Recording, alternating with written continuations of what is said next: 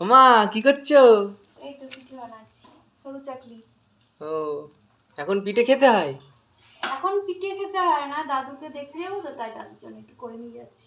ও, কি আর কি এই পিঠে যে বানাচ্ছো? এই সরু চাকলি করবো, আর এই যে এখানে আছে বাটি সাপটার, গুলেছি এখনো হয়নি।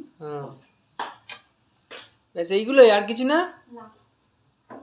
অনেক দিন পর ননদের বাড়ি আজকে যাচ্ছি বেড়াতে, আমার শ্বশুরকে দেখতে। ওনার একটু শরীরটা খারাপ তো, তাই। চলো দেখি এরা বাড়ি আছে কিনা।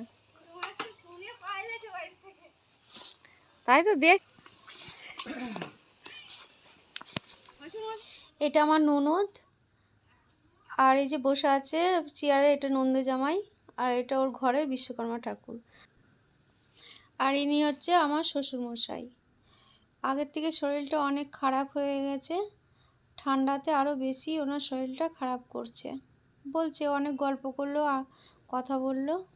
আর আমরা বেশি রাত করিনি, আবার তাড়াতাড়ি আবার বাড়িতে চলে এসেছি, কেন গাড়ি নিয়ে গেছি এতটা রাস্তা। তো আজকে ভিডিওটা এত পর্যন্তই। ভালো লাগলে একটা লাইক করবেন, আর চ্যানেলটা সাবস্ক্রাইব করে দিয়ে আমার পাশে থাকবেন।